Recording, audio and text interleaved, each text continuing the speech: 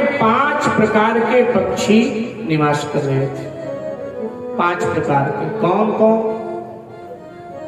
चातक, चातक का एक नाम पपीहा भी। चातक, कोयल, तोता, चकोर और मोर। इन 5 ने भगवान को देखा तो 4 तो बोलने लगे, 5वां नाचने लगा। बोल क्या रहे हैं? तुलसीदास जी से पूछा गया क्या बोल रहे हैं पक्षी? बोले देखो जनक जी ब्रह्मज्ञानी हैं, जनकपुर के हर नागरिक ब्रह्मज्ञानी है, यहाँ तक जनकपुर के पशु पक्षी भी ब्रह्मज्ञानी हैं, तो जनकपुर के पक्षी भी ब्रह्मज्ञान की भाषा बोल रहे हैं। बोले क्या बोल रहे हैं? बोले चातक ने भगवान को देखा, पपीहा ने, तो जैसे पपीहे ने भगवान को देखा तो पपीहा बोला पीऊ पीऊ। इतने में कोयल बोली कुहू कुहू, माने कौन कौन? पपीहा ने कहा पीऊ पीऊ, कोयल ने कहा कुहू कुहू यानी कौन कौन। तब तक तोता बोला राम राम। इतने में चकोर बोला चंद्र चंद्र, माने जगत के जीवों के सच्चे प्रियतम श्री रामचंद्र ही हैं। इस सत्य की घोषणा हो रही है जनक जी के बाग से पक्षियों के द्वारा। ये ब्रह्म ज्ञान। मोर ने देखा भगवान को तो मोर को भ्रम हो गया। मोर को लगा कि मानो काली घटाएं घेराए हैं। भगवान कैसे हैं? मेघ वर्णम। अच्छा, कल हम लोगों ने भगवान का दर्शन किया ना, अयोध्या में कल भगवान प्रकट हुए, हम सबने दर्शन किया ना। भगवान कैसे थे? मेघ वर्ण थे ना, जैसे मेघ होते हैं काले मेघ, बिल्कुल ऐसे ही है ना। भगवान का वास्तविक स्वरूप ऐसा ही है, मेघ वर्ण। मेघ वर्ण बिल्कुल वही स्वरूप जो कल हम सबने देखा। तो मोर मेघ को जब देखता है ना, मेघों को मोर, तो मोर नाचता है। मोर इतना नाचा कि सारे पंख गिरा दिए, चला गया पंख गिरा। भगवान आगे बढ़े तो देखा मोर पंख पड़ा पड़ा रो रहा है। तो भगवान ने मोर पंख से पूछा रो क्यों रहा है? तो मोर पंख ने कहा जी जिसके पीछे मैं लगा था उसने मुझे छोड़ दे, इसलिए रो रहा। बात भी ठीक है, किसी के पीछे आप लगे हो और आपको छोड़ दे तो रोना ही तो हाथ लगता। तो कहा जिसके पीछे मैं लगा था उसने मुझे छोड़ दिया इसलिए रो रहा है। भगवान ने कहा ये तो बता किसके पीछे लगा था? तो मोर पंख ने कहा सरकार में मोर के पीछे लगा था।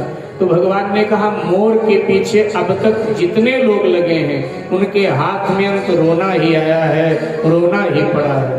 बात भी ठीक है, जो मोरा मेरा तेरा करता है उसको रोना ही पड़ता है। ये मेरा है, ये मेरा है, ये मेरा है, और मेरा कुछ है ही नहीं। हमसे पहले वाली पीढ़ी भी तो यही कहती थी ये मेरा है, ये मेरा है, लेकिन जब गई तो कुछ ले गई क्या? यही छोड़ दे। अब हम कहने लगे मेरा है, मेरा है, मेरा है, लेकिन जब हम जाएंगे तो हम भी सब यही छोड़ जाएंगे।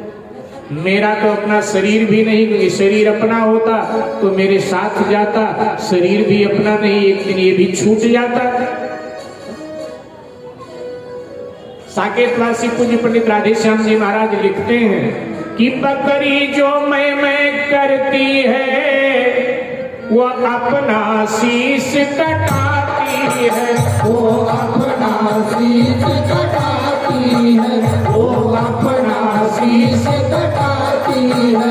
मैना जो मैना करती है तेरे में पाली जाती है, मैना जो मैना करती है तेरे में पाली जाती है, मैना जो मैना करती है तेरे में पाली जाती है, मैना जो मैना करती है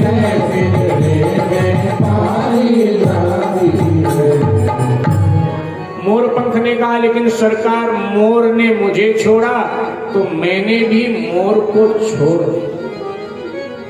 भगवान ने मोर पंख उठाया, अपने शीश पर धारण कर लिया। भगवान कहना चाहते हैं जो अहंकार को छोड़ देता है ऐसे भक्त को मैं अपने शीश पर बिठा लेता हूं। इसलिए दोनों अवतारों में, कृष्णावतार में भी भगवान मोर पंख धारण करते हैं, रामावतार में भी धारण करते हैं, लेकिन लोगों का मानना यही है कि कृष्णावतार में भगवान मोर पंख धारण करते हैं, रामावतार में नहीं। लेकिन यहाँ प्रमाण है रामचरितमानस में कि रामावतार के भगवान भी मोर पंख धारण करते। जो मैं को छोड़ देता है, जो अहंकार को छोड़ देता है, ऐसे भक्त को भगवान अपने शीश पर बिठा के रखते हैं। सत्य। दूसरा अभिप्राय महात्मा लोग देते हैं, संस्कृत भाषा में हमारे पंख को पक्ष बोला जाता है। भगवान कहना चाहते हैं जो सभी पक्षों को छोड़कर निष्पक्ष हो जाता है, ऐसे भक्त का पक्षधर मैं बन जाता हूं, ऐसे भक्त को मैं अपने सर पे बिठा लेता। तीसरा अभिप्राय, सभी पक्षी सकाम है लेकिन मयूर पक्षी निष्काम है। भगवान बताना चाहते हैं जो निष्काम भक्त होते हैं उन्हें मैं अपने सर पे धारण करता हूं, माने अपने सर पे बिठा लेता हूं, माने बहुत आदर देता, सम्मान देता। गुरबाणी में भी आता है अपने जन को सर पे राखे, अपने जन को पर्दा ढाके, अपने जन को दे बढ़ियाई, अपने जन को नाम जपाए। मोर पंख धारण कर लिया शीश पर। तुलसीदास जी महाराज ने ये दृश्य देखा तो लिख दिया कि मोर पंख सिर सोहत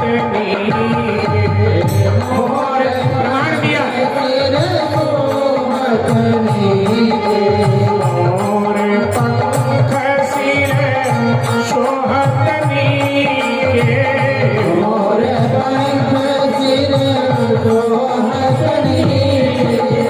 पूछ बीच बीच